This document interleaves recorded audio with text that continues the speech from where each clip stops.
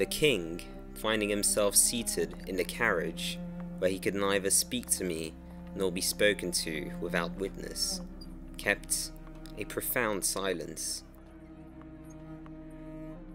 I presented him with my breviary, the only book I had with me, and he seemed to accept it with pleasure. He appeared anxious that I should point out to him the psalms that were most suited to his situation, and he recited them attentively with me. The gendarme, without speaking, seemed astonished and confounded at the tranquil piety of their monarch. The procession lasted almost 2 hours. The streets were lined with citizens, all armed, some with pikes and some with guns, and the carriage was surrounded by a body of troops, formed with the most desperate people of Paris. As another precaution, they had placed before the horses a number of drums, intended to drown any noise or murmur in favour of the king. But how could they be heard? Nobody appeared either at the windows or the doors, and in the street nothing was to be seen but armed citizens. Citizens all rushing towards the commission of a crime, which perhaps they detested in their hearts. The carriage proceeded thus in silence to the Place de Louis XV, and stopped in the middle of a large space that had been left round the scaffold. This space was surrounded with cannon, and beyond, an armed multitude extended as far as the eye could reach. As soon as the king perceived that the carriage stopped, he turned and whispered to me, "We are arrived, if I mistake not." My silence answered that we were. One of the guards came to open the carriage door, and the gendarme would have jumped out, but the king stopped them, and leaning his arm on my knee, "Gentlemen," said he, with the tone of majesty, "I recommend to you this good man. Take care that after my death no insult be offered to him. I charge you to prevent it."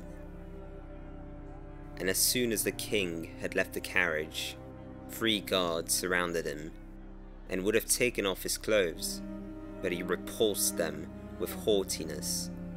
He undressed himself, untied his neckcloth, opened his shirt, and arranged it himself. The guards, whom the determined countenance of the king had for a moment disconcerted, seemed to recover their audacity. They surrounded him again, and would have seized his hands. "What are you attempting?" said the king, drawing back his hands.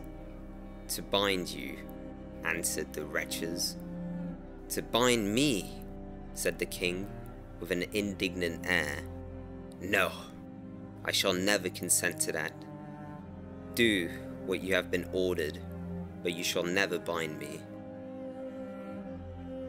The path leading to the scaffold was extremely rough and difficult to pass. The king was obliged to lean on my arm, and from the slowness with which he proceeded, I feared for a moment that his courage might fail. But what was my astonishment, when arrived at the last step, I felt that he suddenly let go my arm, and I saw him cross with a firm foot the breadth of the whole scaffold. Silence. By his look alone, 15 or 20 drums that were placed opposite to me, and in a voice so loud that it must have been heard in the Pont Tournant, I heard him pronounce distinctly these memorable words: "I die innocent of all the crimes laid to my charge. I pardon those who have occasioned my death, and I pray to God that the blood you are going to shed may never be visited on France." He was proceeding when a man on horseback in the national uniform and with a ferocious cry ordered the drums to beat. Many voices were at the same time heard, encouraging the executioners. They seemed reanimated themselves, in seizing with violence the most virtuous of kings. They dragged him under the axe of the guillotine, which with one stroke severed his head from his body. All this passed in a moment. The youngest of the guards, who seemed about 18, immediately seized the head and showed it to the people as he walked round the scaffold. He accomplished this monstrous ceremony with the most atrocious and indecent gestures. At first, an awful silence prevailed. At length, some cries of "Vive la République." By degrees, the voices multiplied, and in less than 10 minutes, this cry, 1,000 times repeated, became the universal shout of the multitude, and every hat was in the air.